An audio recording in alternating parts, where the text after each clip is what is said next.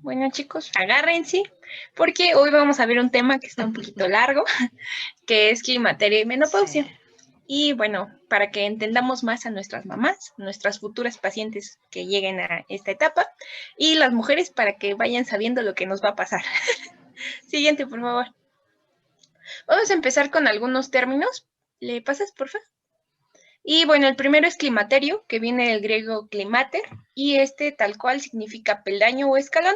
Y pues básicamente es esta transición que va a haber entre la etapa que sí es reproductiva de una mujer a la que no. Pero el climaterio como tal, por lo que yo entendí, son los signos y los síntomas, que es de la etapa de esta transición, que es la perimenopausia. ¿Le pasas, por favor? Que es justo el sinónimo de esta perimenopausia, también se le conoce como transición menopáusica. Y pues va a ser en donde probablemente empiecen a tener ciclos irregulares, los síntomas, perdón, y las molestias de esta etapa. Otra, por favor.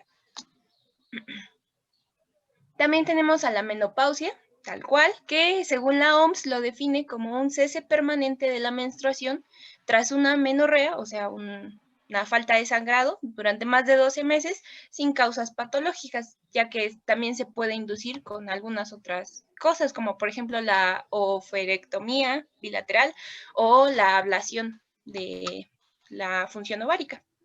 Pero de manera normal tiene que ser esta. Siguiente, por favor. Sí, Y esa tenemos sería entonces la definición de menopausia, ¿no? Es el cese de la menstruación durante un año. Ya si un año dejó de arreglar esa paciente, no debe volver a arreglar nunca más, porque si no, algún problema tiene y a descartar siempre o una hiperplasia o un cáncer. Ok, ¿qué más? Okay, gracias, doctora.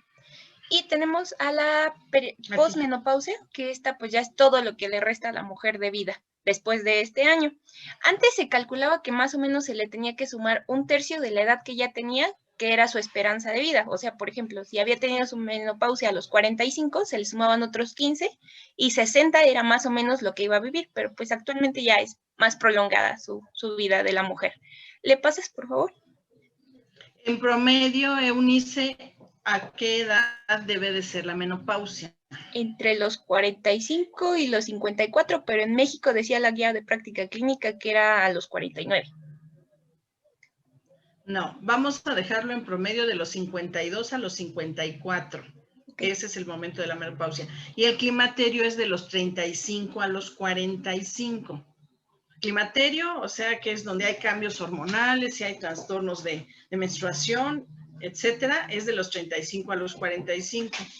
Y en promedio, la menopausia debe de ser de los 52 a los 54 años, ni más ni menos. ¿De acuerdo? Sí. Ok, ¿qué más? Okay, Tony, ¿por qué pusiste un tercio de años? No entendí eso. Porque antes se calculaba que la esperanza de vida era que vivieran un tercio más de lo que ya habían vivido. Si tenían 45, se les sumaban otros 15 años, por ejemplo. Gracias. Actualmente el promedio de vida de cualquier paciente o de cualquier persona es de 70 años. El promedio de vida, de 70 años en promedio. Todos vamos a vivir 70 o más. Okay. Gracias, doctora. Y bueno, entonces hicieron diferentes clasificaciones para entender un poco más los cambios que iba a haber en la mujer. Primero estaba la de la OMS, que para no complicarse la vida, después del año de la menopausia está la posmenopausia, ya. Después se hizo una escala que se llama Straub, en donde lo dividía en posmenopausia temprana y posmenopausia tardía. Pero pues no les gustó y entonces a los 10 años hicieron otra vez la escala. Entonces por eso se llama Straub más 10. Y bueno, los objetivos pues era como saber bien cuál iba a ser el proceso de envejecimiento de una mujer, como que replantear todas las etapas por las que iba a pasar y dar una idea general a todos los médicos, investigadores, qué es lo que tenía que pasar en estas etapas. Y por eso se hizo la última escala, que es la que se utiliza actualmente. ¿Le pasas, por favor? Y bueno, para verla más a detalle, pues se clasifica, bueno, primero lo que le añadieron es este parámetro endocrinológico que está hasta abajo. Y luego lo dividieron en más etapas, que está conformado por 7 estadios, que va del -5 al +2. Entonces, se las voy a explicar porque siento que sí vale la pena que sepamos un poquito más de esta tablita. Y bueno, entonces tenemos la etapa reproductiva de una mujer que está conformada por el estadio -5, -4 y -3, que corresponde a las etapas tempranas, el pico y la tardía, respectivamente. Se supone que la duración pues va a variar dependiendo de cuándo empieza la mujer a menstruar, que es la -5, que es la menarquia, y hasta cuándo va a empezar esta transición menopáusica, o perimenopausia. Entonces tenemos que en el estadio -5 el ciclo menstrual va a empezar a ser variable hasta llegar al regular, porque pues sabemos que hay cambios hormonales que van a ir pasando las niñas hasta que ya tengan un ciclo regular, que los ciclos regulares pues ya son en el -4 y en el -3. Aquí lo que recalcaban bastante era que durante esta etapa del -5 al -4, a veces hasta el -3, el FSH es normal, pero lo que caracteriza hasta cierto punto a la menopausia, a la transición menopáusica, es esta elevación del FSH. Entonces, la transición menopáusica equivale al -2 y al -1. La dividieron a su vez en temprana y en tardía, respectivamente, -2, -1. Aquí ya va a variar también lo que dure, pero aquí correspondería a lo que la doctora nos dijo, que es de los 35 a los 45 años. Y bueno, la transición menopáusica temprana va a empezar a tener irregularidades en el ciclo en cuanto a su duración. Por ejemplo, si una mujer tenía un ciclo de 30 días, puede empezar a durar 37, 40, 45 días. Aquí empieza a haber cambios. Y en la transición menopáusica tardía, aquí va a empezar a haber saltos de 2 ciclos o más, es decir, si tenía la mujer periodos de 30, puede haber 60 días que no menstrue y otra vez tiene un ciclo menstrual. O puede haber 90 días y otra vez vuelve a menstruar. Esta es la característica. Y bueno, también lo que recalcan bastante con estos 2 asteriscos que vemos en la tabla es que en esos 2 momentos hay alteraciones vasomotoras y del sueño, que es importante porque son lo característico o como la patogenia del bochorno. Entonces, por eso se da mucho en este momento. Después tenemos a la posmenopausia, que es el +1 y el +2. Tenemos la temprana y la tardía. Pero en la temprana lo dividieron en 3 a su vez, A, B y C. El A tal cual es la menopausia, porque es el año en que ya dejó de menstruar la mujer. La B son los 4 años siguientes y el C es el año siguiente. En total, la posmenopausia temprana dura aproximadamente unos 6 años. Y pues la posmenopausia tardía ya es todo lo que le reste a la mujer de vida. Obviamente aquí ya no va a haber ciclos menstruales y se mantiene la elevación de la FSH. No sé si haya quedado alguna duda de esta tabla. Nada más la tabla, eso de los estadios no tiene nada que ver con los años ni nada de eso, ¿verdad? No, solamente es como para saber en qué punto Identificador. de la vida de la mujer está. Sí. Y bueno, si no hay dudas, entonces le paso. Y bueno, tenemos algunos factores de riesgo asociados en cuanto al climaterio, no como a la menopausia, porque es algo que todas las mujeres vamos a tener. Y aquí estaban las edades que yo había encontrado, pero pues ya tenemos las modificaciones que mencionó la doctora. Igual si nuestros familiares cercanos han tenido, obviamente las mujeres, un climaterio muy marcado, pues también es muy probable que sus descendientes vayan a tenerlo. Algunos no modificables que encontré en la guía de práctica clínica era la raza, una menopausia inducida o padecimientos crónicos, y los modificables que tienen relación, y lo vamos a ir viendo más adelante, es la obesidad, el tabaquismo, que no hagan ejercicio, su escolaridad, pero la verdad es que no encontré qué relación tiene con esto. Los ambientales, como por ejemplo que se estresen, ansiedad, depresión y algunas otras comorbilidades. No sé si va a decir algo, doctora. No, lo que pasa es que la escolaridad es de acuerdo a la cultura que tiene la persona para poder decir realmente en qué momento empezó a arreglar, cómo eran sus patrones menstruales, etcétera. Y no siempre las personas que no estudian lo saben o lo toman en cuenta. Yo creo que es a lo que se refiere. Ah, ok. Gracias. No, de nada. ¿Le pasas, por favor?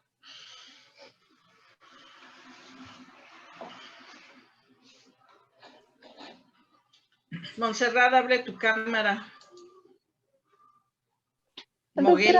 es que Sí. le dije al principio Ah, que... sí, cierto, Montserrat. Cosme, ¿dónde estás? Oye, es que Siempre. me ando cambiando, doctora. Pero te cambias toda la clase, Cosme. No, es al inicio, ahorita ya voy. Está bien, Montserrat, de acuerdo. Sale, ¿qué más? Ok, ¿sí me escuchan? Sí, Pablo. Sí, Pablito. Ok, perfecto. Entonces vamos a comenzar a platicar acerca de la patogenia en la menopausia. Vamos a entender qué es lo que sucede. Ahí está. Primero quiero hablarles del eje hipotálamo, hipófisis, ovario, esto de lo que ocurre en la vida fértil, en algo normal, más que nada para, si comprendemos lo normal, va a ser muchísimo más fácil comprender la fisiopatología de la menopausia. Entonces, en una mujer en edad fértil, una mujer joven, guapa, pues vamos a tener que... ¿Tiene que ser guapa? Si no, no. Okay, bueno, no De necesariamente. preferencia, dice Pablo. Sí, de preferencia. sí, de preferencia. Aunque luego las mujeres cambian ya en estas edades. Ok, ¿qué más? Bueno, ¿qué es lo que sucede? Tenemos nuestro hipotálamo. El hipotálamo se va a encargar de liberar una hormona que hemos visto a lo largo del curso, que es la hormona liberadora de gonadotropinas. Esta hormona viaja hacia la hipófisis para que se unan unos receptores que tenemos aquí en la hipófisis. Y esta estimula la liberación de dos hormonas muy importantes, la hormona luteinizante y la hormona folicoestimulante. Estas salen a circulación general y llegan a su órgano blanco, en este caso son los ovarios. ¿Qué es lo que hacen? La hormona folicoestimulante actúa en las células de la granulosa y comienza a aumentar su espesor. Y la hormona luteinizante actúa en estas células de la teca interna.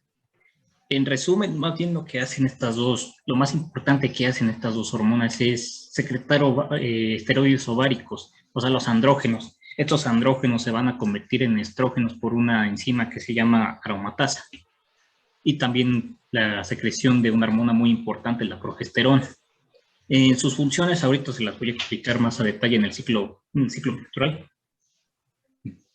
Otros cambios que ocurren es que los folículos van a, por la acción de estas hormonas, van a aumentar de tamaño hasta que se forme el folículo maduro, el folículo de Graf, para permitir la ovulación. Otra hormona muy importante, de hecho esta es muy clave para comprender la fisiopatología de la menopausia, es la inhibina. La inhibina es secretada por las células de la granulosa. Esta se encarga de la retroalimentación negativa para la liberación de la hormona folicoestimulante. Si ven en la imagen, vean cómo la inhibina sale del ovario y se va hacia la hipófisis. Esta más que nada entonces va a regular la liberación de esta hormona folicoestimulante. O sea, si hay poca inhibina, hay más liberación de la hormona folicoestimulante y viceversa. ¿De acuerdo? En sí tenemos 3 fases en nuestro ciclo ovulatorio: folicular, ovulatoria y lútea. Bien. ¿Qué es lo que sucede en la primera fase, en la fase folicular? No sé si están viendo mi cursor. Aquí en esta fase folicular se caracteriza porque hay pocos niveles de estrógeno. Si no ven mi cursor, es la imagen de la derecha hacia arriba. También la progesterona se encuentra muy disminuida. Aquí otra cosa que sucede es que el endometrio comienza a descomponerse, comienza a desprenderse. Esto genera la menstruación, el sangrado, ¿de acuerdo? Cuando ocurre esto, hay un ligero aumento de la hormona folicoestimulante, la imagen de la izquierda hacia arriba. La estoy señalando, no sé si se alcanza a ver. Bueno, este ligero aumento permite el desarrollo de los folículos, como están viendo en la imagen de abajo, ¿de acuerdo? Pero esta hormona disminuye al punto en el que un solo folículo es el que se desarrolla, y entonces viene la fase ovulatoria, que es la del medio, la que tiene una rayita rosa. En la fase ovulatoria, aquí ya es el pico máximo de la hormona folicoestimulante y de la hormona luteinizante. ¿Esto por qué? Para estimular la liberación del óvulo, ¿de acuerdo? Los estrógenos se van a encontrar en su pico máximo, ¿de acuerdo? y la progesterona va a comenzar a aumentar. Aquí es cuando comienza a aumentar esta hormona. Y bueno, luego viene la fase lútea, en la cual ahora la hormona foliculoestimulante y la hormona luteinizante, pues antes estaba en su pico máximo y aquí va a descender, ¿de acuerdo? Y aquí se va a formar el cuerpo lúteo, muy importante. Cuando se forma el cuerpo lúteo, comienza a secretar progesterona. Entonces, aquí es cuando se da el pico máximo de la progesterona, ¿de acuerdo? También, bueno, también se encuentra aumentado el estrógeno, no tanto como en la fase anterior, pero se encuentra aumentado. Esto más que nada para que el endometrio, pues, tenga un engrosamiento, ¿de acuerdo? Y esté preparado para una fertilización. Y si no ocurre, pues se repite el ciclo. Ahora, ¿qué es lo que sucede en el estado perimenopáusico? A lo largo de la vida reproductiva, pues, las mujeres tienen una menstruación regular, pero conforme pasan los años, esta menstruación, esta duración comienza a disminuir, ¿de acuerdo? Por ejemplo, a los 15 años se dice que la longitud es de 35 días, hacia los 25 años pues, disminuye a 30 días, y a los 35 pues disminuye a 28 días.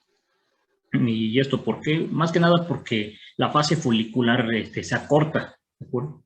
La fase lútea es constante, pero en sí lo importante es que se acorta la fase folicular. ¿Qué es lo que sucede en mujeres mayores de 40 años? El ciclo todavía es muchísimo más breve, ¿de acuerdo? La fase folicular va a ser entonces muy, muy breve. La concentración en el estradiol va a estar muy disminuida. Vamos a tener muy poca maduración folicular. Algo también muy importante es la concentración de la hormona foliculoestimulante. Aquí lo más característico es que la hormona foliculoestimulante se eleva muchísimo más, sobre todo en la fase temprana, en la fase folicular temprana y a la mitad del ciclo, en la fase ovulatoria. Y esta disminuye en la maduración folicular y en la mitad de la fase lútea. De hecho, si pueden ver en la imagen que tengo aquí a la derecha, es las líneas sombreadas rosas representan a una mujer fértil, la concentración de foliculoestimulante en una mujer fértil, pero las líneas, las que tienen una bolita en la punta ya representan un estado posmenopáusico. Noten cómo cómo son los aumentos, sobre todo en la fase folicular y en la fase ovulatoria. O sea, noten el pico máximo, o sea, es bastante. Es lo característico de la menopausia, esta elevación tan importante de la hormona foliculoestimulante. También se dice que aumenta la hormona luteinizante, pero en sí no es tan marcado este cambio, sobre todo porque dura más la hormona foliculoestimulante. Bien. Como les he estado diciendo, conforme pasan los años en las mujeres, pues comienzan a disminuir sus ovocitos y por ende sus folículos funcionales. Se dice que a los 30 años comienzan a dar una depleción muy rápida de estos. A los 40 años llega el punto en el que el ovario de plano ya no tiene folículos. Más adelante ¿Sí? Sí, así es. Nacemos con ciertos folículos y cuando estos se acaban, entonces viene la menopausia. Ya no hay posibilidades de que estés en edad fértil. Ok, ¿qué más? Así es. De hecho, les tengo más adelante en el diagnóstico unas imágenes de un ultrasonido en el que se ven las diferencias en estos óvulos. Pero bueno, sí. Lo más importante entonces es esta elevación temprana y muy marcada de la hormona foliculoestimulante. Más que nada porque disminuye la inhibina. Recuerden que cuando tenemos bajas concentraciones de inhibina tenemos más liberación de la hormona foliculoestimulante. Ahora sí, si siguen las flechitas. Entonces, disminuye la inhibina, hay más liberación de la hormona foliculoestimulante.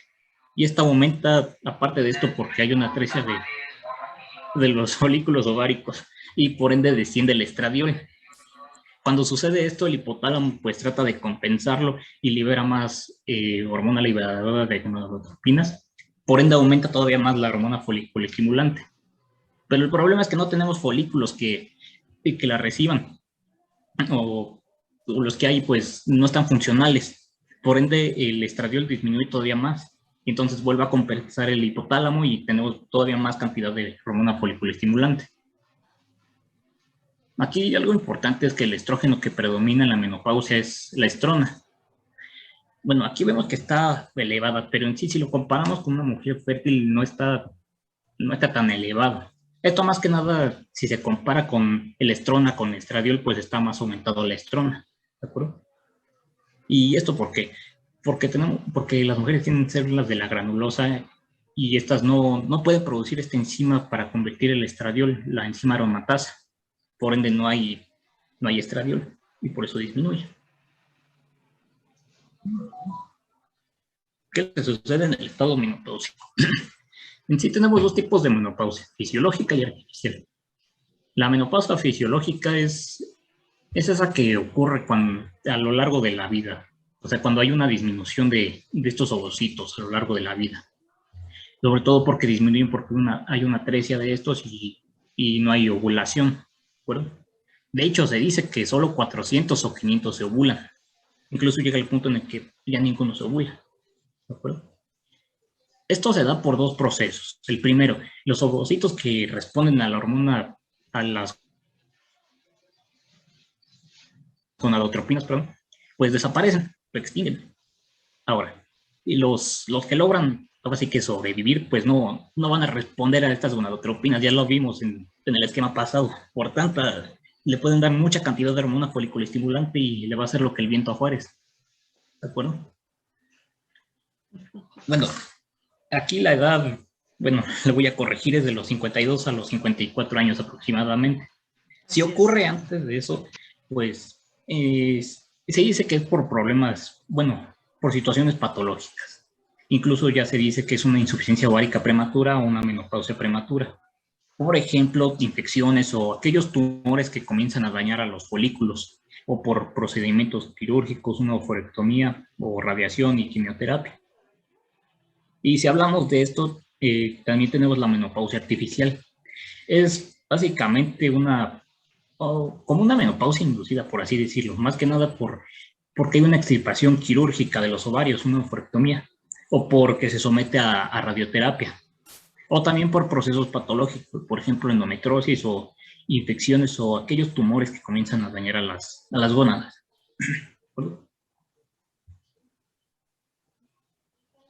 Bien. Algo también muy importante son los cambios en las hormonas. Antes de continuar, tengo que decirles que en la vida reproductiva en unas mujeres pues, fértiles, estas hormonas son principalmente liberadas por los ovarios, ¿de acuerdo? Pero en la menopausia esto cambia y ahora los que se van a encargar de secretarlas, pero en menor cantidad, son las glándulas suprarrenales. Si empezamos con los andrógenos, tendremos la androstenediona. El androstenediona en sí es el andrógeno principal en la vida reproductiva, pero llega a la menopausia y se reduce hasta un 50%, ¿de acuerdo? Pero tiene más producción por las glándulas suprarrenales, incluso tiene ciertas variaciones en sus concentraciones dependiendo el horario en el que se tome. Por ejemplo, entre las 8 de la mañana y mediodía tiene sus picos máximos, como en la imagen que están viendo aquí. La barra de la izquierda es en una mujer fértil y la barra de la derecha, la rosa más fuerte, es en un estado posmenopáusico. Si bien aquí no es tan marcado la disminución, más que nada por el pico máximo. Y estos picos disminuyen entre las 3 de la tarde y en la madrugada a las 4 de la mañana. Otra hormona muy importante, la testosterona. Esta de por sí, esta puede estar poco reducida e incluso puede aumentar. ¿Por qué? Porque las mujeres tienen células ciliares y células estromales leucinizadas. Estas producen la testosterona. Y también se da por una estimulación en las células gonadales que producen los andrógenos, más que nada por un exceso de gonadotropina. Los estrógenos, estos son... Por eso las mujeres posmenopáusicas tienen la voz más gruesa y empiezan a tener más vello por aumento de la testosterona, que ya es una de las hormonas dominantes. Así es. Gracias. Perdón, tengo que dejar de jugar. En cuanto a los estrógenos, tenemos el estradiol. Este es muy importante, ya hemos hablado de él. Esta en sí es el que más se disminuye, este tiene una disminución muy marcada. Vean la gráfica, o sea, vean la gráfica, a comparación de una mujer fértil es bastante, incluso casi la mitad. Aunque estos cambios se presentan un año después de la última menstruación. En sí, la fuente principal después de la menopausia es por las glándulas suprarrenales, pero no es que den tanta concentración, bueno, no es que liberen tanto estradiol, por eso sus niveles son muy bajos. Bueno. Otra es la estrona. Esta en sí tiene una disminución, y bueno, no tan marcada como el estradiol, pero de igual forma se encuentra disminuida. De igual forma tenemos ciertas variaciones, al igual que la androstenediona, en el pico máximo en la mañana y su pico mínimo en la tarde y en la tarde-noche, más o menos. Su fuente principal entonces son las glándulas suprarrenales, pero proviene de otras fuentes. Proviene de la aromatización de la androstenediona que ocurre en la grasa, músculo, hígado, médula ósea, fibroblastos, cerebro, etc. Por eso es que sus concentraciones no son tan disminuidas a comparación del estradiol. Otra hormona es la progesterona. Bien, en una mujer fértil, en premenopáusica, ¿qué es lo que sucede? Su fuente es el cuerpo lúteo. Cuando se desarrolla el cuerpo lúteo, pues comienza a secretar progesterona. De hecho, aquí les puse otra vez esta imagen del ciclo menstrual. En la fase folicular esta es baja, ¿de acuerdo? Ahora, también en la ovulación, ahora sí que en la mitad, pues comienza a elevarse, ¿de acuerdo? Pero ¿qué es lo que sucede en la posmenopausia? Su concentración baja hasta el 30%. ¿Por qué? Porque no hay folículos funcionales, por ende no hay ovulación, no hay un cuerpo lúteo que produzca progesterona, y por eso su concentración es muy marcada. De hecho, si lo ven en esta gráfica, recuerden que lo sombreado, lo rosita bueno, todo es rosa, pero lo rosita claro, es en una mujer fértil. Las líneas ya rosa más fuerte son en un estado de posmenopausia. No tengo en la fase lútea está muy disminuida, ¿de acuerdo? Y en su secreción por las glándulas suprarrenales en sí es muy poca. Si hablamos de las gonadotropinas, esto es muy importante, la hormona luteinizante y la hormona foliculoestimulante. Estas son las únicas que se van a encontrar elevadas, de una forma muy marcada, sobre todo la hormona foliculoestimulante, más que nada porque tarda en depurarse, ¿de acuerdo? Esto igual, por lo que les había comentado, que hay una retroalimentación negativa en los esteroides ováricos y sobre todo la inhibina. Si tenemos poca inhibina, pues hay más liberación de estas hormonas, ¿de acuerdo?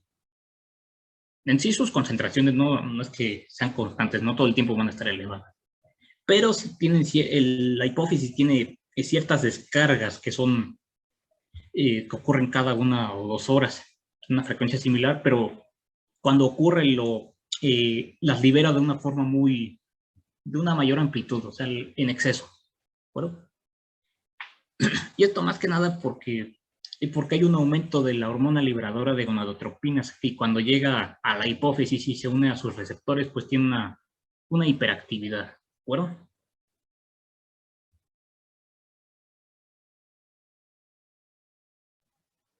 Y bueno, entonces, una vez que ya vimos todos los cambios que hay hormonalmente, ahora vamos a pasar a los cambios físicos. Le pasas, por favor.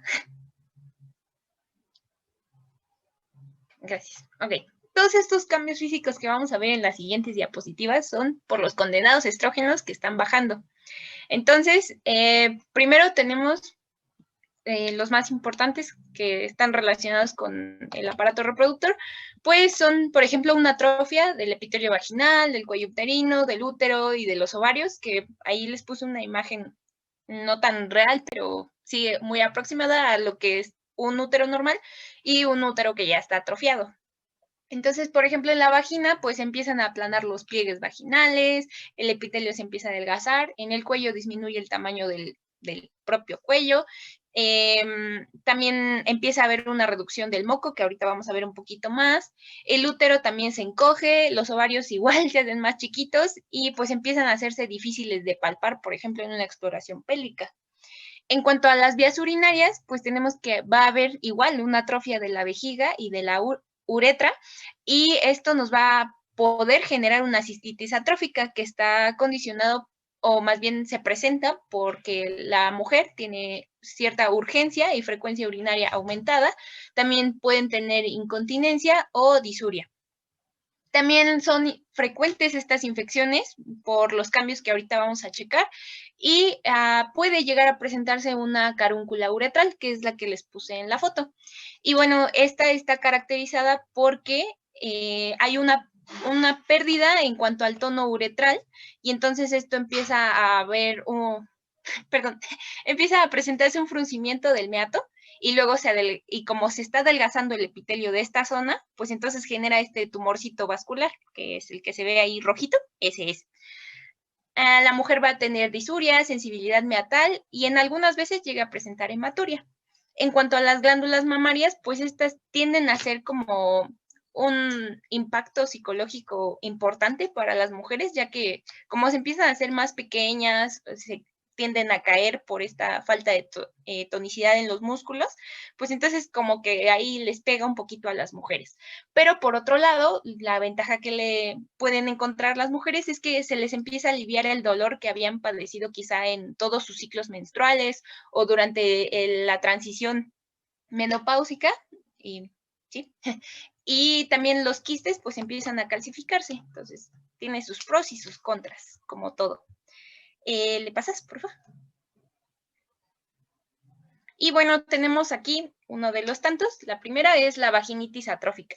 Esta principalmente se va a dar porque el epitelio, como ya les había mencionado, se empieza a adelgazar en esta zona, entonces como que los capilares empiezan a verse más próximos a la superficie, y esto, pues obviamente como están más cerca, se pueden romper más fácil. Genera petequias y a su vez un color como más parduzco en esta zona de la vagina. Y bueno, también como el epitelio ya no tiene glucógeno, entonces empieza a disminuir el pH de la vagina, se acerca más hacia empieza a aumentar, perdón, porque se hace más alcalino. Se hace de 5 a 7 más o menos, y esto hace que los lactobacilos que tenemos de manera normal ya no tengan un lugar donde quedarse, donde vivir, donde reproducirse, donde mantener nuestro pH normal en esta zona de la vagina. Entonces empieza a haber infecciones, que es lo que ya les había mencionado en la diapositiva anterior. Y pues esto, como su cuadro que ya hemos visto en otras clases, pues puede producir prurito, leucorrea, ardor, dolor, dispareunia, secreción acuosa o secreciones serosanguinolentas, ¿no? Entonces empieza a haber todos estos cambios. Y también, como el lecho capilar ya está más cerca a la superficie, pues entonces también puede tener sangrados chiquitos cuando quizá tenga un traumatismo muy pequeñito, o incluso cuando tiene relaciones sexuales la mujer. En cuanto a los síntomas urinarios que acompañan a esta vaginitis atrófica, son incontinencias por urgencia, por ejemplo, disuria, o que tengan poliuria, o bueno, mayores números de evacuaciones, o de veces para ir al baño. ¿Le pasas, por favor? Y bueno, la siguiente, la más característica, la más típica, la que todo el mundo ha escuchado, pues son los típicos bochornos. Entonces, estos van a ser episódicos. Puede que, por ejemplo, una mujer tenga un mes, por poner un ejemplo, que tenga puros bochornos todos los días y que le estén molestando y que no la dejen dormir, pero después al siguiente mes que disminuya y que lo tenga nada más una vez a la semana quizá. Entonces, la mujer puede que piense que ya está curada de estos bochornos, pero al siguiente mes otra vez, todos los días, todos los días, todos los días. A esto se refiere con episódica, que no va a ser como constante en cuanto a que sea siempre igual, pero sí la van a tener durante todo su climaterio. Este bochorno, como tal, es una crisis vasomotora con sudoración, que ahorita vamos a ver un poquito mejor. que en general va a alterar la vasodilatación cutánea, porque pues es una crisis vasomotora, también va a generar sudoración, que es lo típico, disminuye la temperatura central, que ahorita se los explico un poco mejor, y aumenta la frecuencia cardíaca. Aproximadamente se ha calculado que el 75% de todas las mujeres que están en esta etapa sufren de bochornos, 82% la va a tener más de un año, del 25 al 50% más de 5 años, y solo el 15% la puede tener hasta más de 15 años, o sea que no es como que todas las mujeres se libren en cuanto ya son menopáusicas de estos bochornos. Las mujeres refieren que tienen una presión en la cabeza como si les doliera la cabeza y después empieza el bochorno fisiológico, que es esta sensación de quemazón que les empieza desde el cuello o el pecho y ¡pum!, le sube para la cabeza. Y eso sí lo he visto con mi mamá y me lo ha comentado, que es como que si se le prendiera la cabeza y entonces empieza a sudar, pero suda a chorro. Entonces ya es cuando viene el brote de sudoración, que es en la cabeza, en el cuello, también puede ser en el pecho y en la espalda, y quedan húmedos, de verdad, húmedas las playeras. Algunas otras mujeres pueden también referir palpitaciones por estos cambios en la frecuencia cardíaca o quizá en la presión arterial durante en estos minutos. O algunos otros que no son tan comunes, pero que también pueden llegar a referir, son debilidad, fatiga, que se quieren como que desmayar o el vértigo. ¿Me va a comentar algo, doctor? Ok. Bueno, entonces la duración del bochorno más o menos es de unos cuantos segundos hasta 10 minutos y en promedio duran 4. En la frecuencia tienden a hacer cada hora, en algunos casos, o en algunos otros una vez a la semana o 2 veces a la semana, cuando les va bien. Y ya en los casos graves, pues son cada 54 minutos, por lo que decía la bibliografía, entonces cada 54 minutos están sudando. Y bueno, no siempre va a coincidir lo que les está pasando a las mujeres con lo que están sintiendo, porque a veces, por ejemplo, cuando empieza la vasodilatación, no sienten el calor en ese momento, sino que hasta el minuto. Y la incomodidad puede durar más o menos unos 4 minutos una vez que ya terminó el brote de sudoración, porque pues como les digo, quedan empapadas. Y bueno, los cambios físicos en general pueden durar varios minutos más. Entonces, ¿le pasas, por favor? Entonces, como les decía, hay un cambio no se sabe muy bien qué es lo que pasa, pero lo que ya se tiene y lo que se cree y lo que ya tienen en teoría es que hay cambios muy chiquititos en la temperatura, que es la temperatura central. Entonces, por cualquier cosita que pase, sufren de un bochorno, que se estresan, que están en un cuarto que empieza a haber calor, que salen al sol, que empiezan a hacer la comida, y yo de verdad lo he visto con mi mamá, que cualquier cosita le dispara el bochorno. Entonces, esto, pues, como les dije, es una crisis vasomotora y genera la sudoración, pero también está relacionado con que no hagan ejercicio las mujeres, con que hayan fumado en algún momento o que estén fumando en ese momento, o bueno, en esa etapa, que tengan elevaciones de la FSH, que ya mi compañero Pablo le mencionó que es durante toda esta etapa, que disminuya el estradiol, que también ya lo mencionó mi compañero, que tengan un IMC alto, la raza también está relacionado, el estado socioeconómico, me imagino que esto hace referencia a como el estrés que pueden estar pasando en estas etapas, que también lo vamos a ver más adelante, y un antecedente de trastorno dismórfico premenstrual. Lo que yo encontré aquí es que son cambios en cuanto a las emociones de una mujer durante su etapa reproductiva, que son muy lábiles a cambiar. Y eso yo lo veo, y es que, por ejemplo, a mí durante mis ciclos como que tiendo a llorar de repente y luego puedo enojarme y luego puedo estar feliz. O sea, son cambios muy drásticos y que yo sé que cuando sea grande voy a padecer de estos bochornos como mi mamá, porque también los antecedentes heredofamiliares tienen que ver con esto. Entonces, como las mujeres están sudando y escurriendo en estos momentos, tienden a querer abrir las ventanas y quedarse ahí, o abrir una puerta o alguna corriente de aire. Pueden también ser muy fanáticas de los abanicos, que creo que lo hemos visto, que todo el tiempo están como los ventiladores también, o quererse quitar la ropa, que es lo que quería representar con el GIF. Y estos sudoraciones tan extenuantes, tan marcadas, tan incómodas, que las hacen sentir tan incómodas, pueden alterar su sueño, porque pues a veces las despiertan, y pues le dije a mi mamá que la iba a usar en esta clase, así que lo voy a decir, pero mi mamá tiende a tener muchos problemas en cuanto a sus ciclos de sueño, porque la despierta el sudor o el calor, primero la despierta y luego con el sudor ya no puede dormir bien. Entonces, siguiente, por favor. Y bueno, es todo lo que les mencionaba, y aquí lo que cabe resaltar es que también se ha visto que aumentos en la noradrenalina y en la serotonina también pueden alterar estos bochornos, porque pues la noradrenalina tiene que ver con la vasodilatación y como es una crisis vasomotora, pues la puede exacerbar. Siguiente, por favor.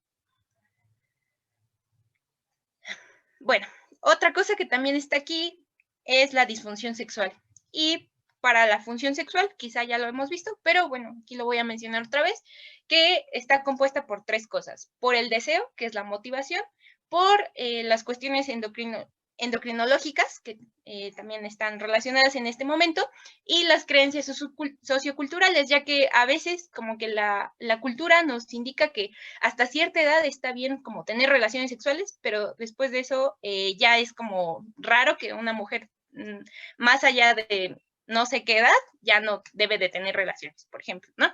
Entonces, no tanto en cuanto a las cuestiones físicas, pues tenemos que la atrofia que tienen en esta zona, la atrofia en la vagina, puede generarles una disfunción tal cual, pero también tienen dispareunia, ya que van a tener una disminución en la secreción glandular, entonces esto hace que sea más doloroso para la mujer.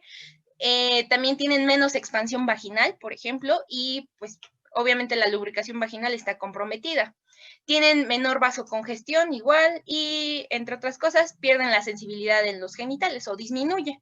Entonces, como ya no hay tanta sensibilidad y ya no disfrutan tanto de estas relaciones sexuales, pues hay una disminución en el líbido, una disfunción orgásmica por esta disminución en la sensibilidad, pierden el interés hacia su pareja o quizá los sentimientos ya sean un poco diferentes en estos momentos, por quizá sus cambios emocionales, por todo lo que están pasando.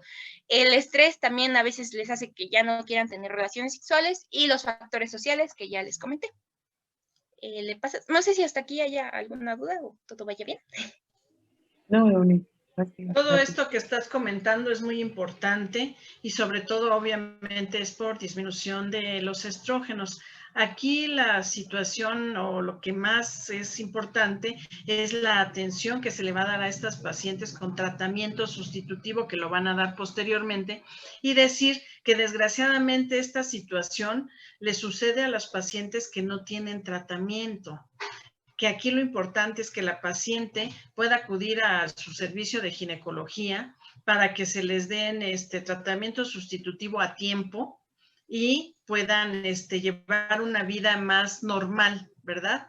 Ya que estos estrógenos disminuyen, bueno, sustituirlo con estrógenos o sustituirlo con otros medicamentos para que lleve una vida más adecuada, social y familiar. Ok. Gracias, doctora.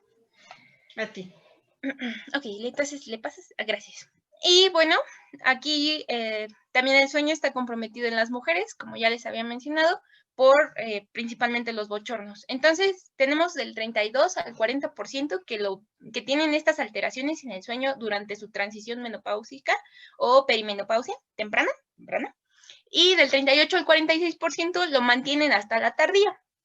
Que si recuerdan, en la tabla de la clasificación de Strauss 10, venía que el estadio -1 y +1 tenían alteraciones vasomotoras. Entonces, se relaciona con el bochorno y se relaciona con problemas para dormir. Como les mencionaba, pues los bochornos y el hecho de estar sudando, escurriendo, les puede generar disgusto o incomodidad para dormir. Entonces, esto a la larga les puede generar fatiga, irritabilidad, depresión, disfunción cognitiva porque no están durmiendo bien o disfunción en su vida en general. Y aquí lo que mencionaba la bibliografía era que teníamos que checar si la fatiga era propiamente de que no estaban durmiendo bien por los bochornos o que era algo independiente que había que evaluar. Siguiente, por favor. Enfermedades cardiovasculares. Sí, en 1987 descubrieron que la etapa menopáusica estaba relacionada con problemas en todo el aparato cardiovascular. Vieron que aproximadamente hay 2 o 6 veces más probabilidades de que una mujer tenga problemas cardiovasculares cuando ya es menopáusica que cuando no lo es todavía. Aproximadamente del 30 al 40% de las mujeres mueren por cardiopatías cuando ya están en la vida posmenopáusica. Y bueno, tenemos la ventaja las mujeres antes de los 70 años, hasta cierto punto tenemos menos riesgo que los hombres, pero ya a los 70 ya estamos igual los dos. Y se vio también en algún momento que 1/3 de las mujeres mayores a 65 años padecían alguna enfermedad cardiovascular y aproximadamente el 20% de todas las muertes de mujeres en 55 años eran por un problema cardiovascular. Entonces, los estrógenos hasta cierto punto son un factor protector porque mantienen elevaciones de HDL durante toda nuestra etapa reproductiva, pero después como empiezan a disminuir, pues empieza a haber cambios ateroscleróticos, principalmente en los vasos grandes, y entonces empieza a haber problemas en cuanto a todo el aparato cardiovascular. Entonces, ahí para que lo chequen, para que vean lo que nos va a pasar, chicas, y le pasas, por favor. Otros también son la hipercoagulación, que está relacionado con el aumento de fibrinógeno, de inhibidor 1, del activador del plasminógeno y del factor 7. Y bueno, como ya les comentaba, pues las enfermedades cardiovasculares también tienen relación con la hipercoagulación y por lo que les acabo de mencionar en la diapo pasada. Siguiente, por favor. Otra cosa más es que tienden a subir de peso y acumular más grasa. ¿Por qué? Pues porque disminuye su metabolismo se hace más lento. Entonces esto hace que requieran de menos kilocalorías y quizá ya lo vimos en nutrición, que conforme van pasando los años, tiene que ir disminuyendo cierto porcentaje de kilocalorías. Entonces, como siguen comiendo igual porque piensan que su cuerpo sigue igual, pues entonces empiezan a acumular más grasa. En 1997 lo descubrió una asociación que era de intervenciones de estrógenos y progesterona, y no me acuerdo de la última letra, pero es el PEPI. Y bueno, vieron que entre los 45 y los 54 años era más probable que las mujeres subieran de peso y que también aumentara su circunferencia de la cadera en comparación a los 55 o 65 años, que aquí ya es cuando las mujeres empiezan a adaptar un poquito más a su nuevo metabolismo y le empiezan a disminuir un poquito las kilocalorías de manera idónea, porque a veces pues siguen comiendo igual. También obviamente está relacionada con la cantidad de ejercicio que hagan. Y este incremento en el peso y que tengan grasa abdominal se ha relacionado con la resistencia a la insulina y por lo tanto a la diabetes y algunas enfermedades cardiovasculares. Y bueno, en el 95 también otros estudios hicieron y compararon que en general las personas, los adultos mayores, tienen más porcentaje de grasa que cualquier persona que tenga a cualquier edad tienen menos porcentaje de grasa que los adultos mayores. Y esto también se relaciona con la pérdida muscular que tienen. ¿Le pasas, por favor? Los dermatológicos. Pues también tenemos cambios, obviamente, que son propiamente de la piel y los que tienen que ver con las hormonas. Los propiamente de la piel, pues son del fotoenvejecimiento y la degeneración. Pero en cuanto a los hormonales, pues empieza a disminuir la cantidad de colágeno. También disminuyen las secreciones en las glándulas sebáceas y pues esto genera la piel seca.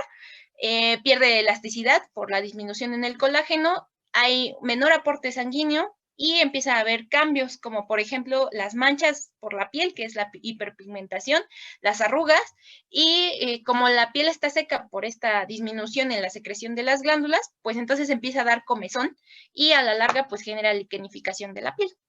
Si se siguen rascando, claro. ¿Le pasas, por favor? Cambios dentales, que la verdad es que no me los esperaba, pero también tiene que ver con los estrógenos. Entonces empieza a haber una atrofia del epitelio bucal y también está relacionada en mujeres que llegan a tener osteoporosis, que pierden este hueso alveolar y pierden dientes, ¿no? Pero también se ha visto que en mujeres que no tienen osteoporosis, la cantidad de dientes que van a tener está relacionado con la densidad ósea de su columna vertebral. Entonces, a mayor densidad, mayor probabilidad de que tengan su dentadura completa y menor densidad es más probable que se les puedan caer los dientes o que ya los hayan perdido. Otras cosas que también están relacionadas con estos cambios que va a haber en la mujer es la sensibilidad a los alimentos, ya sea por temperatura, fríos, calientes o que sean alimentos ácidos o alimentos dulces. También la litosis, el mal aliento, está relacionada con este momento y la probabilidad de que tengan caries también se relaciona Oye, Uni, una pregunta. ¿Por qué la recomendación es que beban aguas frías? ¿No sabes? Eso es principalmente por el bochorno, no por otra cosa, pero es ahorita hasta el final lo checamos y es una de las recomendaciones que da la guía de práctica clínica para que no vayan a tener tantos bochornos. ¿Pues tú qué tomas cuando hace calor, güey? ¿Un Así café es. o una agüita bien fría? ¿Una chela caliente o una chela fría? La chela es muy temprano. Dejen a esta niña Eunice porque si no, no vamos a acabar, chamacos. ¿Qué más, Eunice? ¿Le pasas, porfa? Y los psicosociales, que antes se creía que la depresión y la menopausia iban de la mano y que a fuerza la depresión tenía que venir con la menopausia. Pero después se hicieron algunos estudios y ya se dieron cuenta de que en realidad no es que sea por regla que la menopausia venga con la depresión, sino que más bien todo lo que pasan las mujeres, las ideas que tienen, la sociedad que hasta cierto punto les impone algunas cosas, los cambios en las hormonas es lo que puede llegar a generar la depresión. Y bueno, también otras cosas por las que pueden estar pasando las mujeres y quizá les genere esta tristeza o esta depresión en algunos casos, es que en esta edad, curiosamente, coincide con que empiezan los divorcios, quizá en algunos matrimonios, que empiezan a tener que cuidar a pacientes seniles, es decir, a sus papás, por la edad que ya van a tener, más o menos haciendo las cuentas, porque les pueden diagnosticar alguna enfermedad que las puede llevar hacia la muerte, o sea, enfermedades crónicas o enfermedades mortales, cánceres también, que estén lidiando con algunos adolescentes, quizá en nuestros casos, pues nuestras mamás ya se libraron de eso, pero no sé, mi mamá no coincidió afortunadamente, pero pues el hecho de que estén peleando todo el tiempo les puede generar más bochornos o les puede generar que no se sientan muy útiles o que no se entiendan, que no se sientan queridas, cosas por el estilo. La jubilación en algunos casos, porque ya pueden sentirse que ya no son funcionales, que ya no van a servir como para la sociedad, entre otras cosas, y las cosas en cuanto a la cultura occidental que tenemos de que valora mucho la juventud y la belleza. Entonces, en este momento, por todos los cambios que están pasando, pues ya no van a tener ni una ni la otra regularmente, ¿no? No es por menospreciar nada ni nada, pero pues en cuanto a la cultura nos lo impone, pues es eso. Y ahí les puse una pequeña imagencita y ya.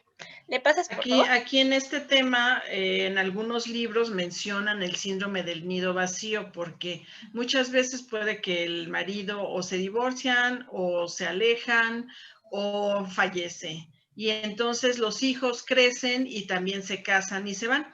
Entonces la madre o la mujer queda sola.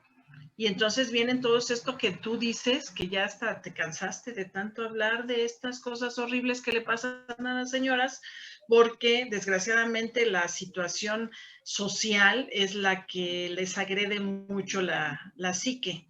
Y sí necesitan muchas veces atención psicológica. ¿Qué más? Eunice, porque sí, ya te veo hasta ¿cómo se llama? Nerviosa. Es que se me olvidó subir agüita. ¿Le pasas, por favor? Pero no fría, porque estás Pero chamaca. no fría. Ajá. Y bueno, esto es lo que les acabo de comentar. Y ya, ¿le pasas, por favor? De acuerdo.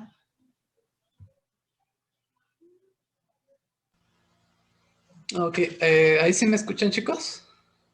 Sí, Joshua. Sí, es que No se te me estaba preocupes, trabando un poquito. Ajá. No te preocupes, pues ya ni modo, hay que ver lo del aparato, pero realmente esto de la computadora es terrible porque muchas veces mucha gente lo usa y por eso tenemos estos problemas. ¿Qué más? Empiézale. Gracias. ¿Le puedes pasar la siguiente, Pablo, de favor? Ok, ahora continuando con lo que es el problema de la osteoporosis. Bueno, básicamente esto se va a definir como un trastorno esquelético sistémico caracterizado por una reducción en la masa ósea y por un deterioro en la microarquitectura del tejido óseo, con el consecuente aumento de la fragilidad de los huesos y también con una susceptibilidad a riesgo de fracturas. Tenemos que la osteopenia va a ser el precursor de la osteoporosis, que básicamente cuando hablamos de osteopenia es una densidad mineral ósea que empieza a disminuir, pero que no tiene ningún peligro, entre comillas. Y aquí es importante recalcar que la mayor afectación va a ser a nivel del hueso trabecular. También es necesario agregar que el pico máximo de la masa ósea en cuanto a las mujeres se va a dar entre los 25 y los 35 años. Posteriormente esto va a decrecer. tenemos que la masa ósea va a disminuir a una tasa lenta y constante de 0.4% cada año. Y durante la menopausia, esta tasa va a aumentar de un 2 a un 5% por año para los primeros 5 a 10 años. Y posteriormente este lapso va a empezar a disminuir 1% por año. La siguiente, por favor, Pablo. Ok. Hablando un poquito de la epidemiología, de acuerdo a los libros, se ha estimado que la osteoporosis afecta a cerca de 10 millones de estadounidenses de 50 años de edad y mayores, en donde el 80% de estos van a ser mujeres. También de los estadounidenses mayores de 50 años, se calcula que 34 millones tienen una baja masa ósea en la región de las caderas. Es decir, hay más personas con osteopenia que el porcentaje con osteoporosis.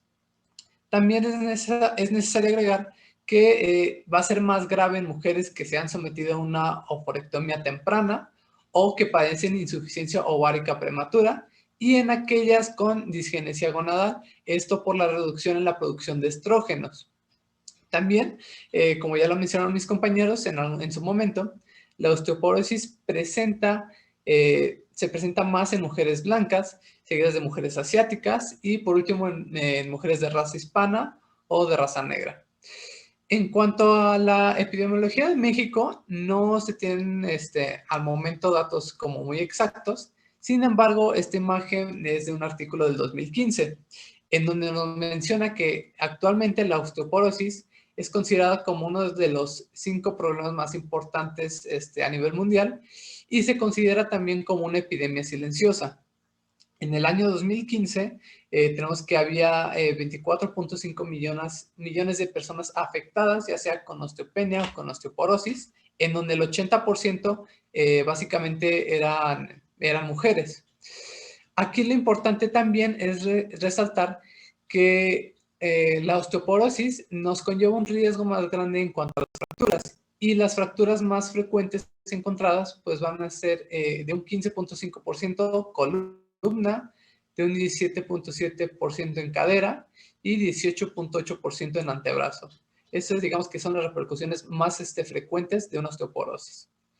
La siguiente, Pablo, de favor. Ok.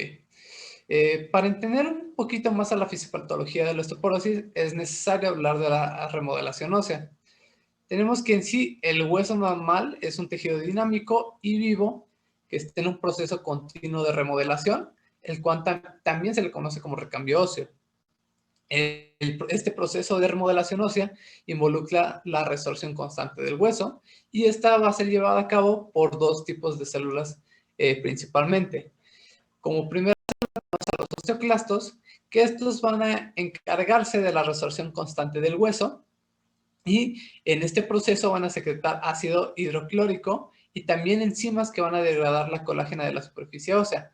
Es decir, estos se van a encargar de destruir el hueso, por llamarlo de alguna forma. Por otra parte, tenemos a los osteoblastos. Estos van a actuar después de los osteoclastos. Estos van a darnos la formación ósea, y posteriormente, cuando estos ya acaban su función, pueden irse a la matriz ósea y convertirse en osteocitos, o simplemente pueden pasar a un proceso de apoptosis. Se dice que los osteoclastos van a desarrollar su tarea destructiva en unas 2 o 3 semanas, mientras que en cuanto a los osteoblastos, estos van a tardar de 4 a 5 meses en reemplazar este hueso destruido. ¿Me puedes dar a la siguiente, Pablo, por favor? Bueno, ¿cómo se va a regular esta actividad ósea? Bueno, en cuanto a la actividad osteoclástica, esta se va a llevar a cabo por 3 componentes principales. Primero tenemos al activador del receptor del factor nuclear kappa beta, o mejor conocido como RANK. Tenemos al ligando de RANK, y también tenemos a la OPG, o también conocida como osteoprotegerina. En la actividad osteoclástica, lo que pasa es que el ligando de RANK va a ser producido por los osteoblastos, Después este ligando se va a unir a RANK, el cual se localiza sobre los osteoclastos. Y esta activación va a promover la formación, la función y la supervivencia de los osteoclastos, lo que conlleva a un proceso de destrucción, digamos, en equilibrio. Sin embargo, como adelantándonos un poquito, en la osteoporosis postmenopáusica, esta vía va a estar aumentada y por lo tanto la destrucción ósea va a ser mayor que la recomposición del material óseo. Por otra parte, en cuanto a la osteoprotegerina, esta también se va a secretar por los osteoblastos, pero a diferencia de RANK, esta va a ser un inhibidor natural de la RANK. Tenemos que OPG se va a unir al ligando de RANK. Este ligando va a ser incapaz de unirse a RANK y de esta manera se va a impedir la activación y la actividad del osteoclasto. Aquí lo importante de todo esto es que el ligando de RANK, pues básicamente va a actuar como un mediador entre la actividad osteoclástica y la actividad osteoblástica. Y tenemos que recordar que este va a ser regulado por citocinas, por hormonas y por estrógenos, que si recordamos, cuando tenemos una disminución de estrógenos, pues este mediador pues no tiene, digamos, una regulación como tal. La siguiente, Pablo, de favor. Ok. Aquí tenemos que tanto el envejecimiento como la falta de estrógenos aumenta de forma considerable la actividad osteoclástica. La pérdida del hueso sucede debido a que la reabsorción ósea es excesiva o que se disminuye la formación de hueso o también que la masa ósea máxima es baja o un complemento de estos tres factores.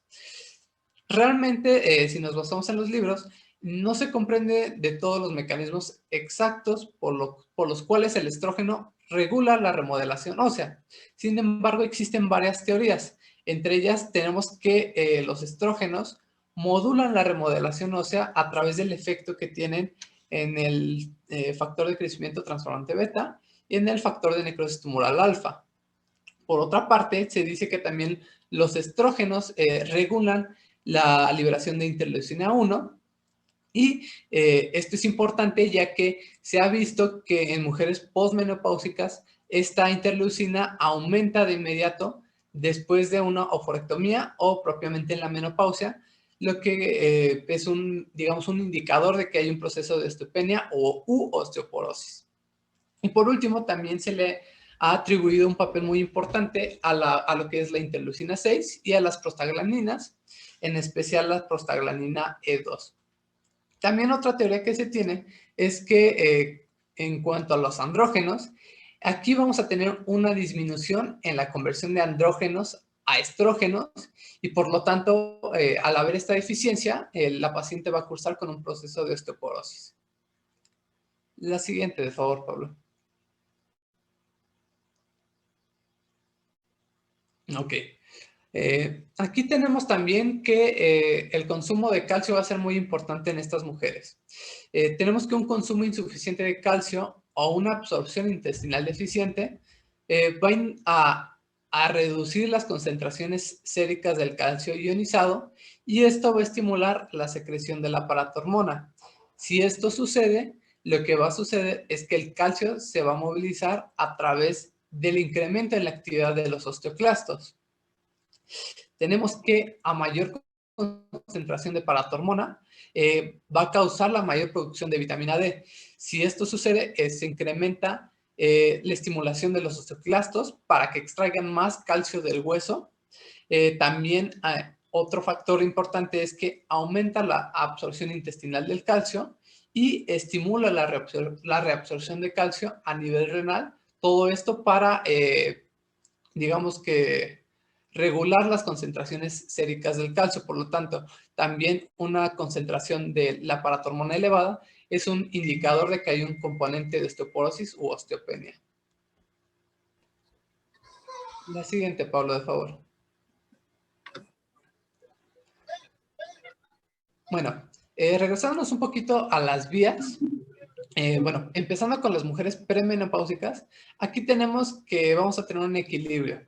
Los estrógenos limitan la expresión del ligando de RANK, de los osteoblastos y por tanto limitan la formación de osteoclastos y la resorción ósea. Aquí los estrógenos también van a aumentar la producción de la OPG por los osteoblastos y nos van a dar un equilibrio entre resorción y formación ósea.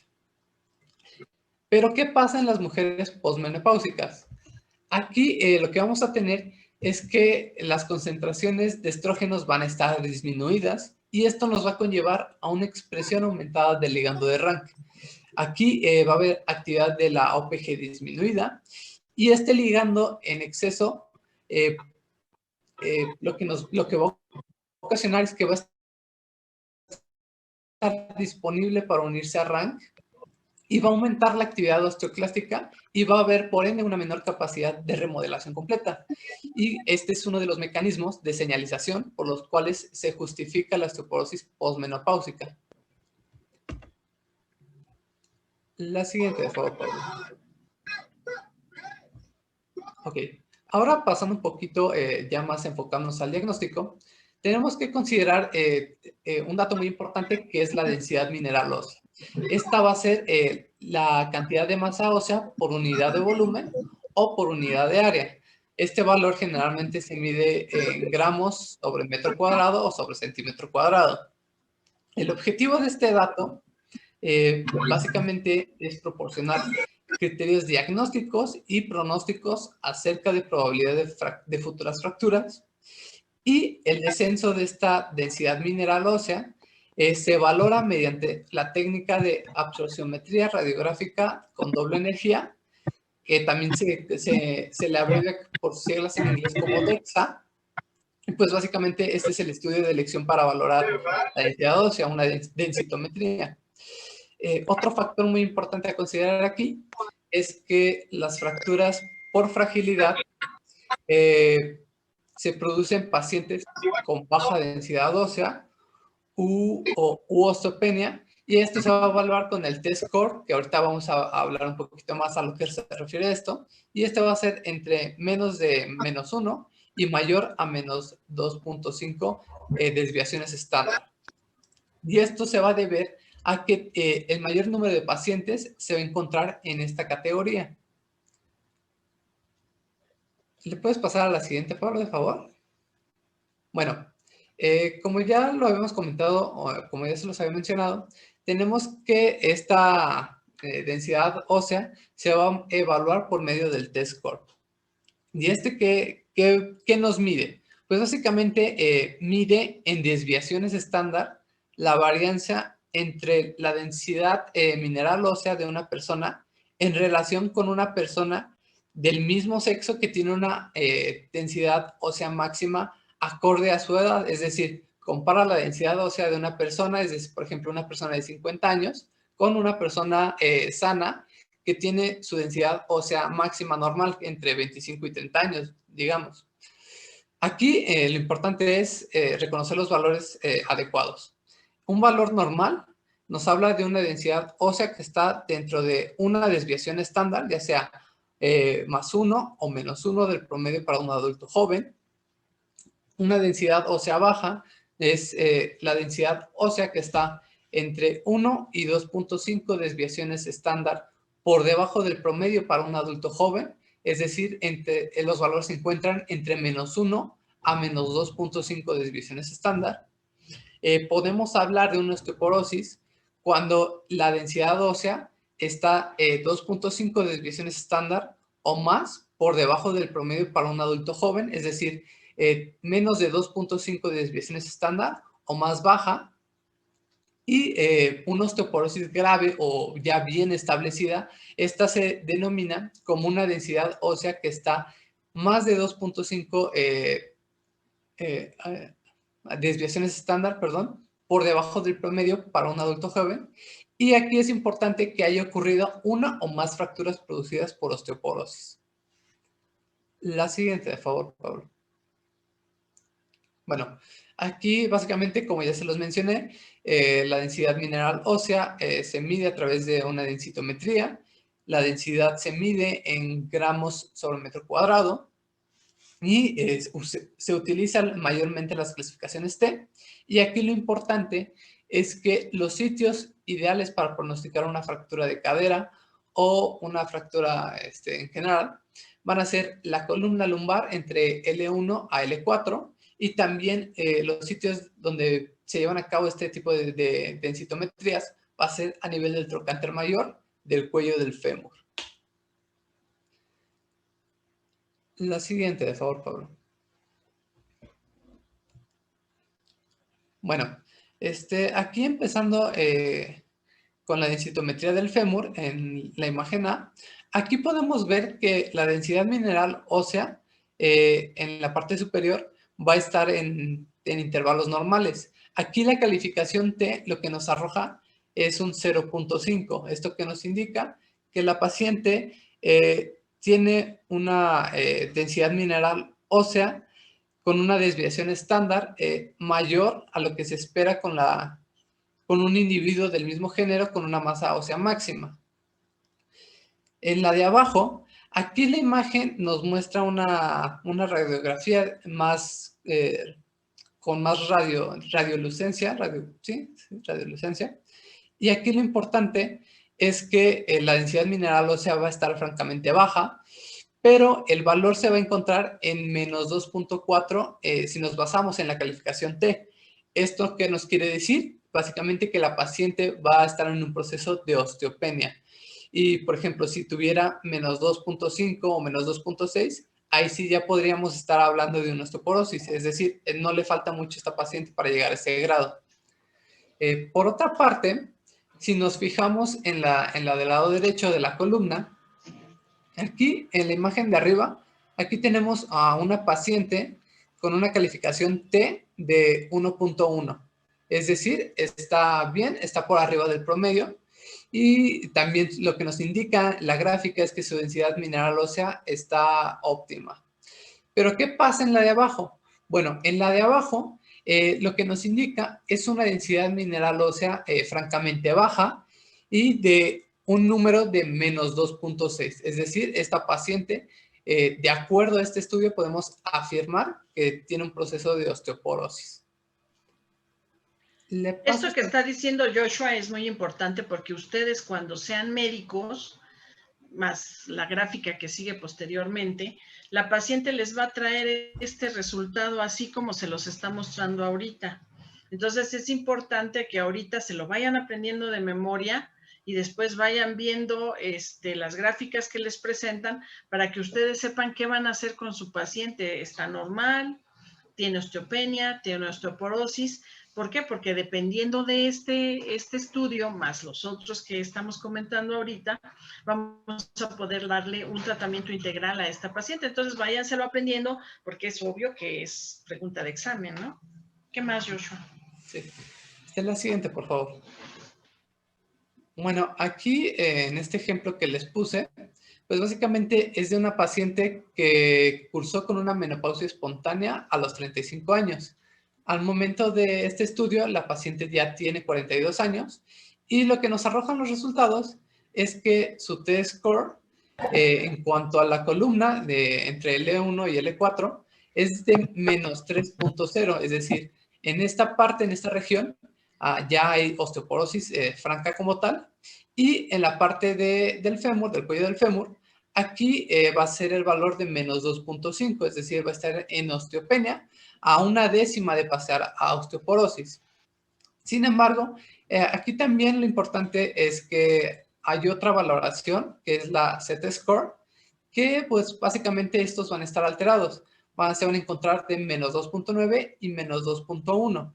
Aquí estos son importantes ya que si los valores son menos de menos 2, tenemos que sospechar de una causa secundaria a menopausia. La siguiente, de favor, Pablo. Bueno, aquí como ya se los mencioné, también tenemos a la calificación Z, que esta va a ser la desviación estándar entre las medidas de la paciente y la masa ósea promedio de una persona de la misma edad y del mismo peso. Es decir, esta calificación va a evaluar a una paciente de 50 años con otra población de la misma edad, es decir, de 50 años también. Tenemos aquí que una calificación Z menor de menos 2.0 requiere una valoración diagnóstica, ya que se pueden agregar hechos que nos conduzcan a una osteoporosis secundaria. Y generalmente tenemos que esta calificación se aplica en mujeres premenopáusicas. Y aquí en este cuadro les menciono, o bueno, se muestran las causas secundarias a una osteoporosis. Y por mencionar algunos ejemplos, tenemos al hiperparatiroidismo primario, también la excreción excesiva del calcio, una osteomalacia, un hipercortisolismo, el alcoholismo o también un cáncer metastásico. Por lo tanto, se van a requerir de más estudios para corroborar que efectivamente se trata de una patología, digamos, totalmente diferente a lo que es la menopausia. La siguiente, de favor, Pablo. Bueno, también dentro de lo que venía en la literatura es que en Internet hay una herramienta de cálculo que se llama Frax, y esta básicamente lo que nos ayuda es que nosotros metemos nuestros datos desde la edad del paciente, fecha de nacimiento, si el paciente cursa con osteoporosis secundaria, si es alcohólico, también podemos meter como dato la densidad mineral ósea, nos pide el peso, la talla, si el paciente tuvo fracturas previas, si sus padres contaron con fracturas de cadera, si es fumador, si consume glucocorticoides y también si ha padecido de artritis reumatoide. Esto básicamente lo que nos proporciona es un porcentaje del riesgo de fracturas a 10 años. Esto básicamente lo pueden encontrar en internet, lo ponen así como Frax y ya les sale esta tablita. ¿Y por qué es importante que nos está preguntando si son fumadores, si toman glucocorticoides, si tienen artritis o porque consumen alcohol? Porque debemos saber que el tabaco y el alcohol pues son factores que hacen que disminuya la porosidad o aumente más bien la porosidad del hueso. O sea, estos factores hacen o propician la osteoporosis. Asimismo, los glucocorticoides y la artritis reumatoide, que es tratada con glucocorticoides, pues son otros dos factores de riesgo importante para promover la osteoporosis. Está muy bueno este cuestionario, ojalá y sí sea muy exacto. De acuerdo. ¿Qué más? Sí. La siguiente, Pablo, de favor.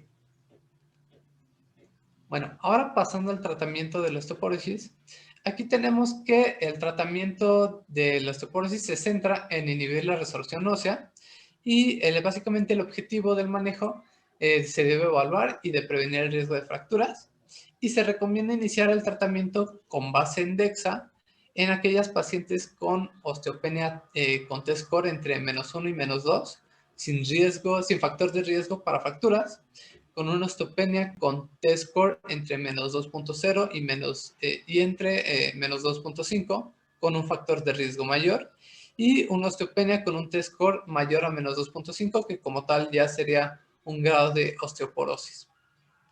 Por otra parte, entre las opciones de tratamiento con las que nosotros contamos, aquí básicamente van a ser los bifosfonatos.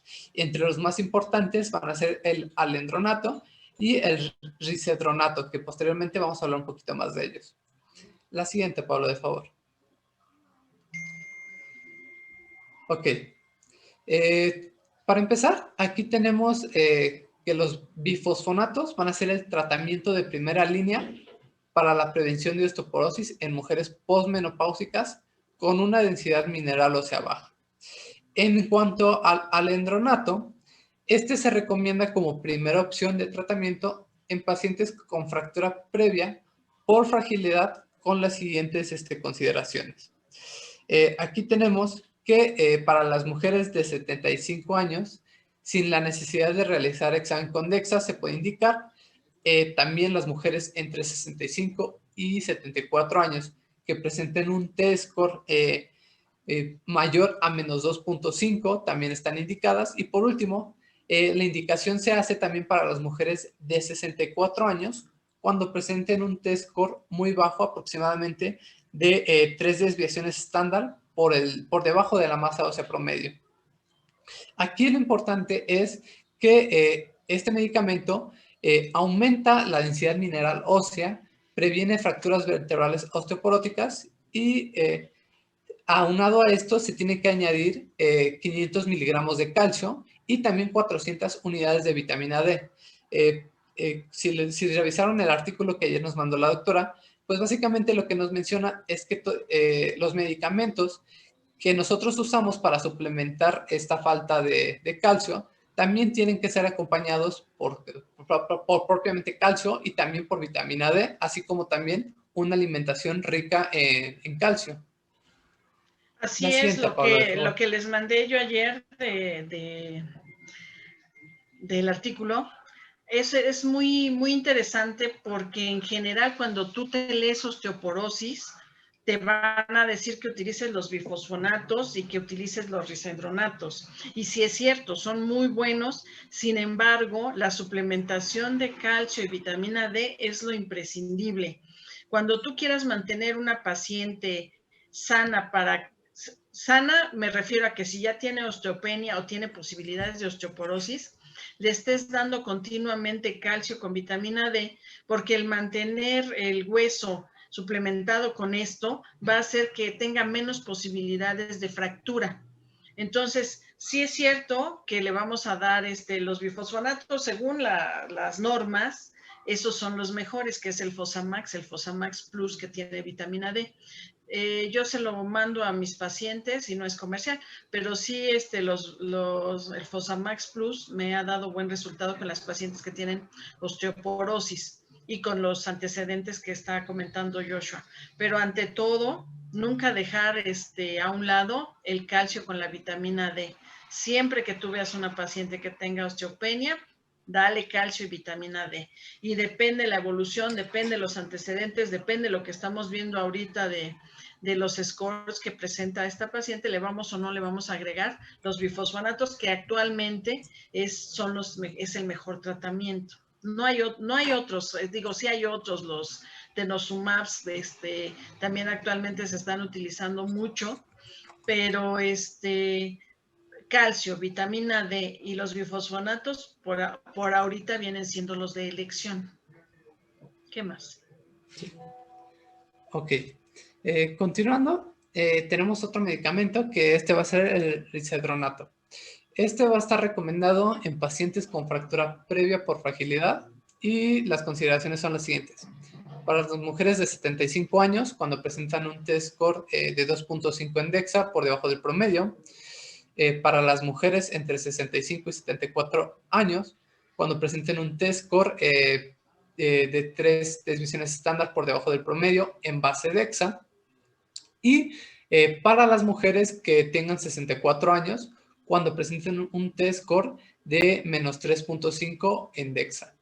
Aquí también, de igual forma, se va a recomendar administrar este medicamento 5 miligramos al día o 35 miligramos una vez a la semana, más el suplemento con calcio y el suplemento con vitamina D para reducir los riesgos de fracturas en todos los sitios. Otro medicamento muy importante aquí es el etidronato. Básicamente va a prevenirnos de fracturas vertebrales, va a aumentar la densidad mineral ósea tanto en columna como en el resto del organismo, y también va a mantener la densidad mineral ósea a nivel del cuello femoral.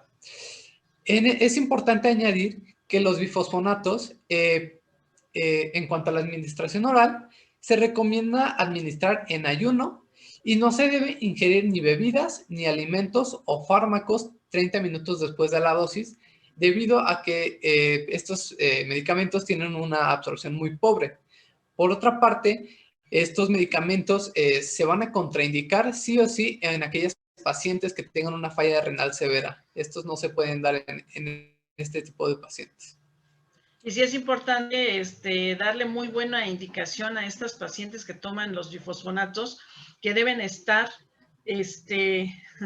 ahorita te contesto, Irán, que deben estar sentadas, tomar su medicamento con abundante agua y no moverse, porque si este medicamento no está con suficiente agua, puede provocar quemaduras de esófago o si nos estamos moviendo, sino que la paciente debe estar semisentada, tomar el medicamento con abundantes líquidos y esperar a que caiga hasta el intestino para evitar quemaduras de esófago.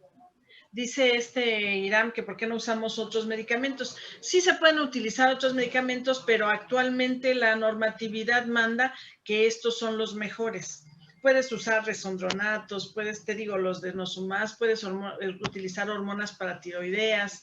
En fin, hay muchos medicamentos que se pueden usar, pero los que mejor han dado resultado son el calcio con su vitamina D y los bifosfonatos. Me refería a que si ya no se usaba o si todavía es vigente. Sí, sí se pueden utilizar el raloxifeno y todo, pero de acuerdo a la medicina basada en la evidencia, da mejores resultados estos, por eso es que se recomiendan, pero si tú lees la literatura, pues puedes utilizar cualquiera, puedes usar el raloxifeno también, la hormona paratiroidea, los denosumabs, todos se pueden utilizar, pero estos son los que dan mejores resultados. Gracias, doctora. Doctora, perdón, ¿cuánto tiempo dijo que tenían que estar al menos sentados? 30 minutos sentadita con abundante agua tomándose el medicamento, o ingiere el medicamento, se toma abundante agua y se espera 30 minutos sentada sin moverse casi. Gracias. Para que caiga directamente ya al estómago y no te provoque quemaduras de esófago. Gracias, doctora.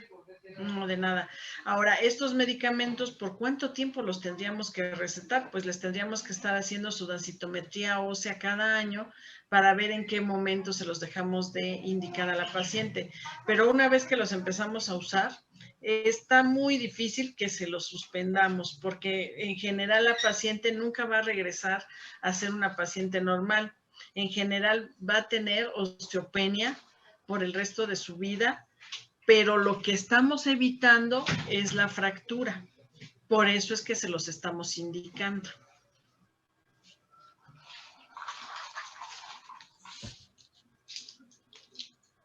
Ok, muchas gracias, doctora.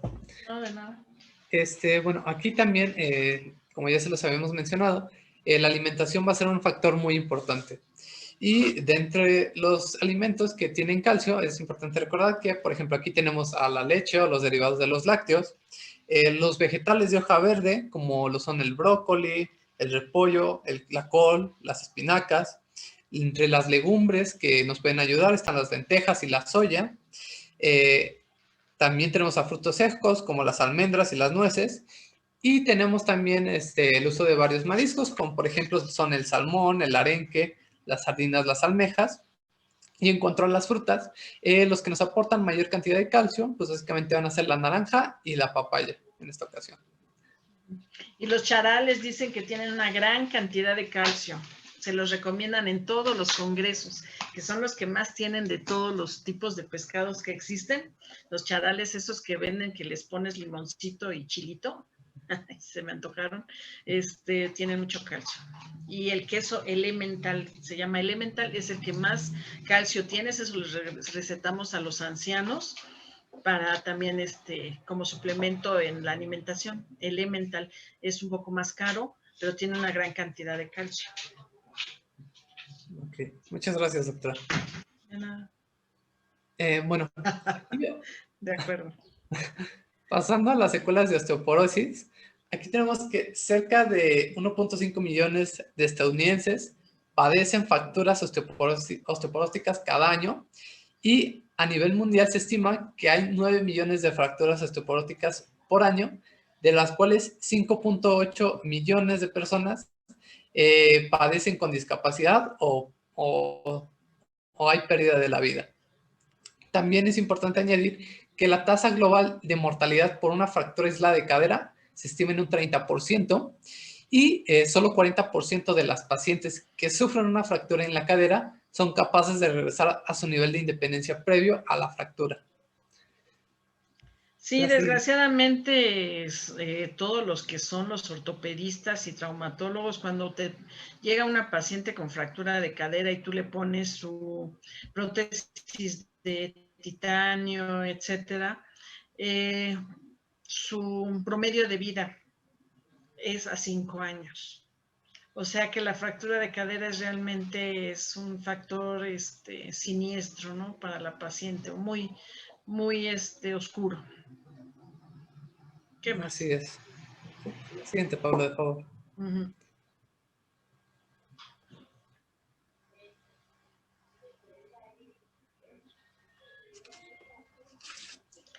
Paula, la que sigue. Cácaro. Ahí está. Sí, ¿sí me escuchan? Sí, Pablo. Ajá. Ok, bueno, entonces Sí, ahora ya estamos en la recta final, no se duerman, y ya vamos a pasar al diagnóstico. Sí, yo los veo ya todos medio dormidos, ¿eh? Pero bueno. Bien. ¿Qué va a pasar Sí, cuando una mujer que padece menopausia llega a nuestro consultorio, ya sea por sus manifestaciones clínicas o por la menorrea que presenta? ¿Cómo la vamos a abordar? Primero es con el interrogatorio. Básicamente, evaluar las manifestaciones clínicas, básicamente todo lo que nos dijo Eunice, que si tiene amenorrea, que si tiene bochornos, que estos pueden aparecer en la noche y dar alteraciones en el sueño, trastornos psicológicos que están asociados como ansiedad, depresión, alteración del sueño, ya lo había dicho, y sobre todo la vida sexual. Esto, si se puede preguntar junto con la pareja, es mejor, sobre todo por la disminución del líbido y la dispareunia que presenta, aparte de los cambios en la piel. En cuanto a la exploración física, bueno, vamos a tener ciertas medidas generales. Uno de ellos es el índice de masa corporal, porque ya les explicaron que esto puede generar sobrepeso y obesidad, ¿de acuerdo? Y en base a eso se puede referir al nutriólogo para que se recomiende ejercicio o una dieta para subir o bajar de peso. Perdón, Pablo, pero esto ya lo dijo Eunice, todo lo que vas a decir ahorita. Yo creo que ahorita, no por molestarte, ni nada, sino que ya lo dijo Eunice, di que de acuerdo a todo lo que dijo Eunice, la exploración física, general de piel, mamas, estado mental y pélvica, porfa. Ok. Bueno, entonces en la exploración física, como nos dijo Eunice, en la piel... Es que lo dio muy extenso. Yo la vi hasta nerviosa y tensa porque dices, híjole, todo lo que te pasa a la mujer, estamos fregadas, y sí, cierto. Entonces, es cierto. Next. Moguel, compórtate. ¿Qué más? Bueno, algo importante son los datos de laboratorio. Si bien la guía de práctica clínica en cuanto a los niveles de la hormona foliculoestimulante y el estradiol, pues dice que no son tan útiles para predecir la menopausia. Aunque de todos modos les pongo los valores, que es de más de 25 unidades sobre el litro, en esta transición que se da de la menopausia a la posmenopausia. Y estos en sí se recomiendan solo en una menopausia prematura o cuando la menorrea pues no se sabe bien la causa exacta. En cuanto a la disminución del estrógeno, que es básicamente lo más importante, ya nos habían comentado que esto genera aumento de los triglicéridos, del colesterol y de las LDL, y también disminuye las HDL. Por ende, o sea, aumenta el colesterol malo y disminuye el colesterol bueno, ¿no? Así es. Ya nos habían explicado que favorece arteriosclerosis y resistencia a la insulina. En cuanto a la evaluación integral y los estudios que se pueden pedir, pues uno de ellos es la citología cervical, sobre todo por la vaginitis atrófica, y un índice muy importante es el índice de maduración, en el cual, en base al porcentaje de 3 células que más adelante se los voy a comentar, vamos a ver el nivel de estrógenos, y de ahí se depende si se da el tratamiento con estrógenos, ¿de acuerdo? Pero más adelante voy a aunar en esto. Okay. El perfil lipídico ya les he explicado que aumenta lo malo y disminuye lo bueno. Una toma de glucosa sérica. La mastografía, esto es muy importante ya que puede presentar cáncer de mama. Esta se recomienda en estas mujeres mayores de 40 que se la hagan cada año. O en mujeres que Pero ¿por qué tú vas a necesitar la mastografía en este tipo de pacientes? Eso yo quisiera que sí lo quedara claro, porque necesitamos un protocolo para poder dar tratamiento sustitutivo a una paciente. Entonces, la mastografía, ¿como para qué la pido? Doctora, se supone que la mastografía la ocupamos cuando le damos una terapia de reposición hormonal, ¿no? Como el estrógeno y la progesterona. Y entonces por eso está contraindicado justamente el uso de... Entonces la mastografía... porque desarrolla, o sea, eso es lo que iba, porque generalmente hay que darle seguimiento con mastografía porque pueden desarrollar cáncer cervicouterino o cáncer de mama, que es el más común relacionado con estrógenos. cuando hacemos esta reposición secundario al aumento de estrógenos que le estamos dando.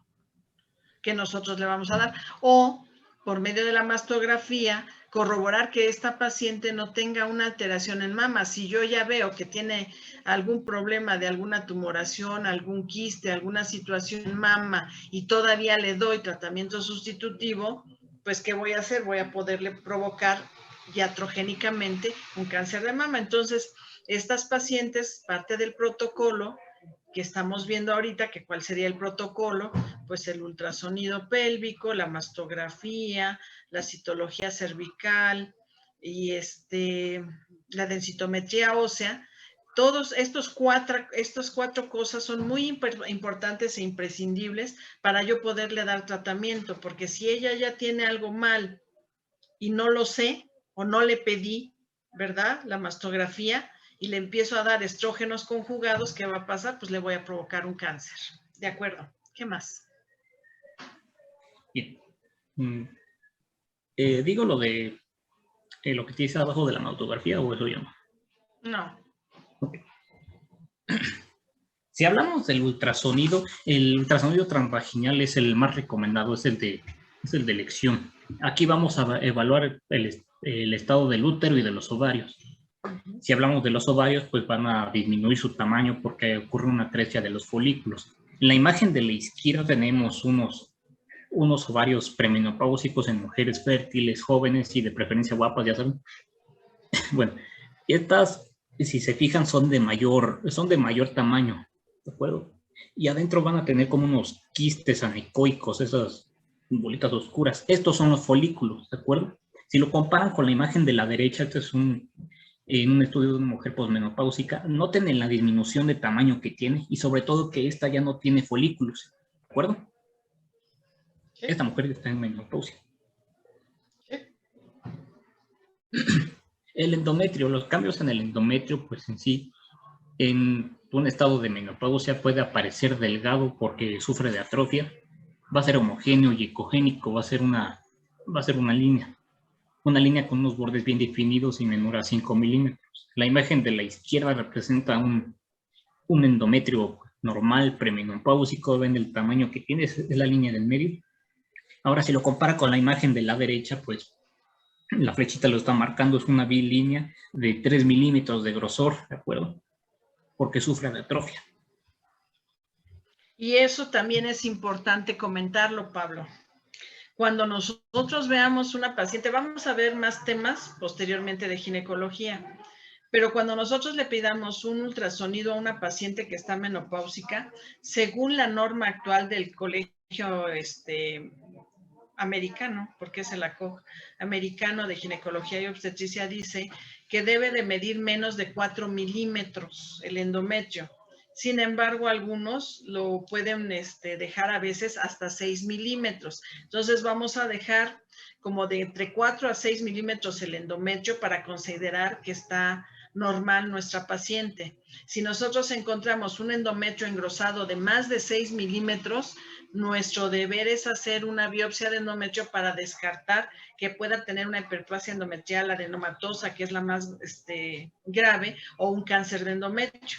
Entonces, por eso es que a estas pacientes siempre se le va a pedir un ultrasonido pélvico, más que nada para ver el grosor del endometrio y también no dar estrógenos y también no dar tratamientos sustitutivos si ya tiene una alteración ahí posible que pueda provocarle un cáncer yo a la paciente con el tratamiento que le estoy dando. Entonces, que quede nada más bien establecido lo que estoy comentando, de que este protocolo que dijimos de estos 4 estudios se tiene que hacer previo y que todo esté dentro de la normalidad, porque si no en un peritaje de alguna demanda, si yo no lo hice bien y le empecé a dar tratamiento sustitutivo, la paciente tuvo cáncer, pues a lo mejor van a buscarme por ahí si yo tenía algún estudio que me dijera que no debería darle el tratamiento. Entonces, cada vez que vayamos hablando de alguno de estos estudios, debemos ver que todos tienen que estar dentro de la normalidad.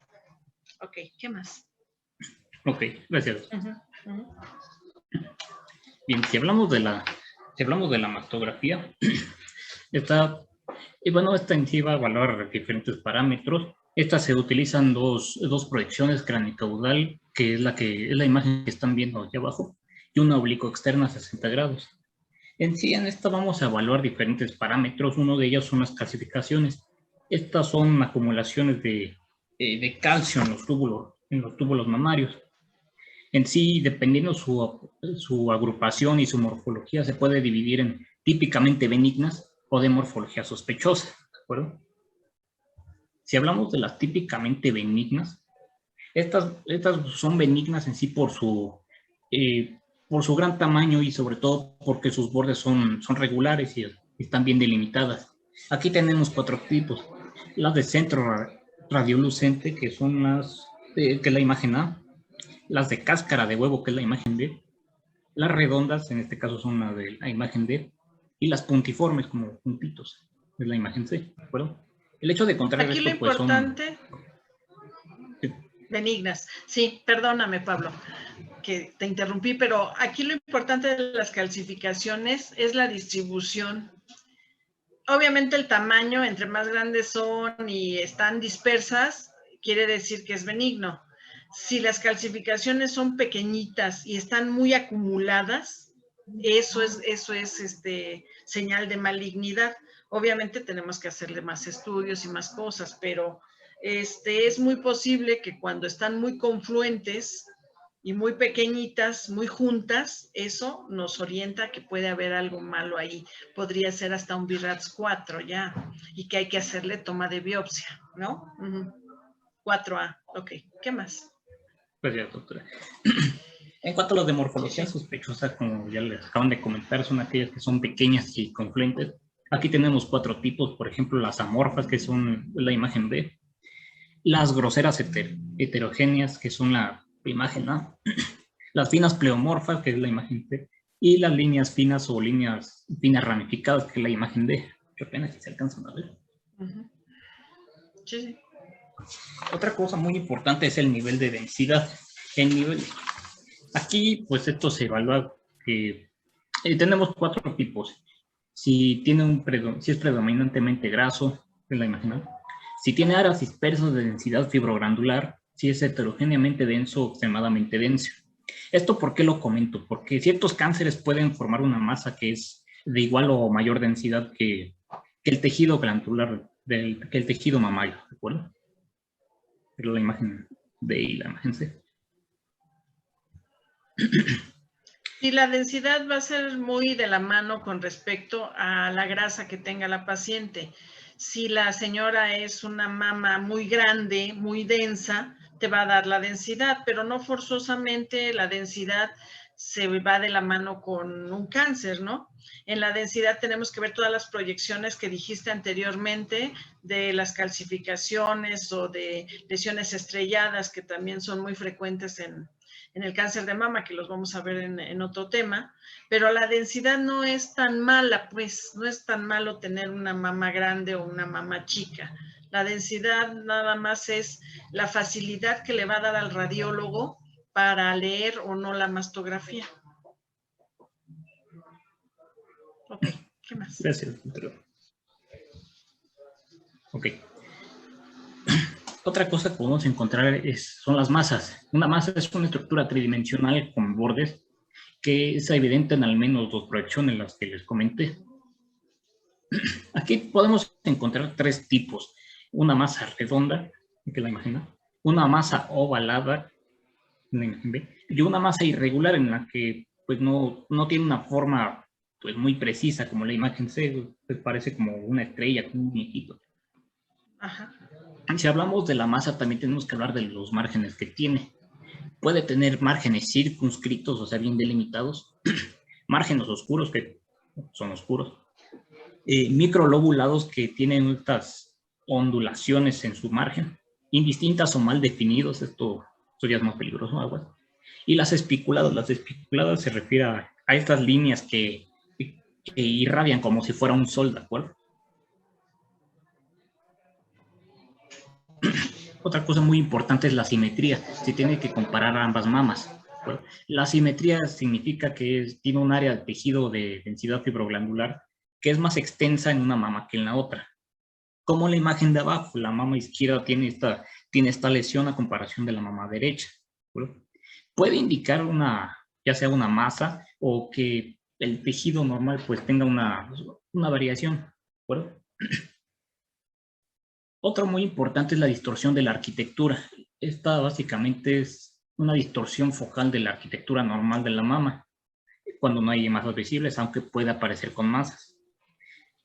Esto se va a ver como si fuera una estrella, unas espículas que irradian desde un punto. O sea, como la imagen de abajo, ahí la flechita, si ponen atención, se ve como una estrella, ¿de acuerdo? Ahora, si esta estrella, aparte de se encuentran masas, calcificaciones o asimetrías, aguas, puede sospecharse malignidad, ¿de acuerdo?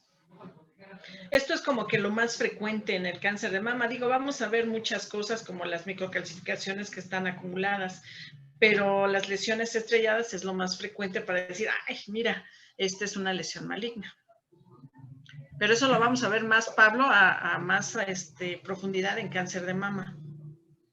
Okay. ¿Qué más? Gracias. Ya vámonos yendo porque... Ya merito. Bueno, hablando muy rápido del ultrasonido mamario, tiene una sensibilidad de 92% para detectar el cáncer de mama. Lo más frecuente que se encuentra son nódulos, 92% se van a encontrar, y dependiendo la forma.